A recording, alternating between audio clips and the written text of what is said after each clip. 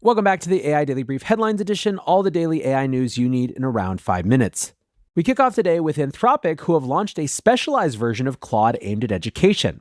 The appropriately named Claude for Education is designed to provide an AI-enhanced learning experience for college students. And basically what Anthropic's going for here, and their key insight really, is that while students are flocking to AI as an educational tool, simply reading AI output isn't actually necessarily a great way to learn.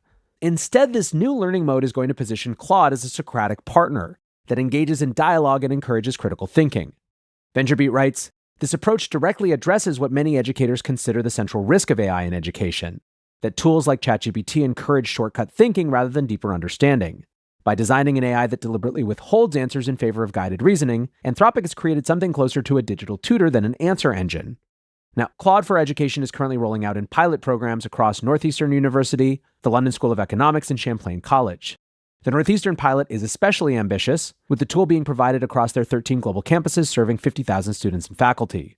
The school had already committed to put itself at the forefront of AI-enhanced education with their 2025 academic plan, which makes sense as their university president, Joseph E. Aoun, recently published a book on the impact of AI in education. Anthropic wrote, "We believe AI has the power to fundamentally transform education for the better, but only if educators are leading the charge. We developed Claude with powerful safeguards to ensure it remains a beneficial tool for students, faculty, and administrators." This is about as classic as it gets. Andrew Allen writes, "Most AI gives you fish, Claude claims to teach you how to fish." Now, of course, ultimately, a huge amount of this is going to be up to the students. Are they going to take the time to actually try to engage, or are they just going to use the shortcut? But ultimately, the models can't solve that, just as educators can't ultimately solve that. So I think it's great to see these types of experiments and approaches that can actually help people who are willing to put in the time.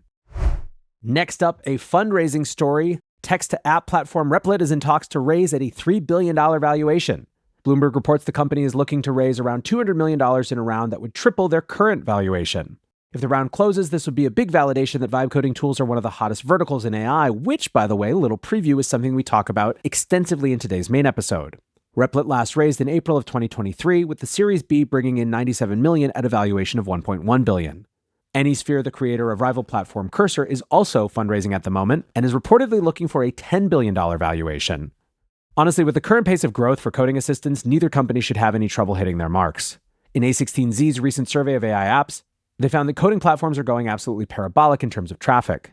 Replit CEO Amjad Masad recently confirmed this wave of new users are converting into paying customers, posting an image of active paid deployments on Reddit and saying, "One of the smoothest exponential curves I've ever seen." Data labeling service Scale AI expects to double their revenue this year, speaking of AI business. According to Bloomberg, the company achieved $870 million in revenue in 2024 and ramped that to an annualized rate of $1.5 billion by the end of the year. They expect growth to continue, forecasting $2 billion of revenue for this year. They are also currently in talks for a tender offer that would value the company at $25 billion, which would be an 80% bump for their valuation during their last round, which closed in May of last year. The company is styled as something of an Uber for AI training. They maintain a massive team of contractors to complete labeling tasks for companies like Microsoft and OpenAI. Finally today, something interesting from Google. The reshuffling in their AI division continues as the leader of NotebookLM is taking over the Gemini product. Semaphore reports that Sissy Shao, who led Google's chatbot program since it was still called Bard, will step down immediately. Google Labs head Josh Woodward will step into her place. Woodward oversaw the launch of NotebookLM, which of course became Google's first breakout hit of the AI era. In a memo to staff, DeepMind CEO Demis Hassabis said that the move would, quote, "sharpen our focus on the next evolution of the Gemini app." Now, this seems ultimately to be a continuation of Google's consolidation of AI at both the organization and product level. Last month, audio overviews were integrated as a basic feature of Gemini, helping that flagship assistant become a unified interface for Google's AI products. Over the last 6 months, Google has also folded the Gemini app team and the AI Studio platform into the DeepMind division, bringing all of AI product under the same umbrella as their research unit.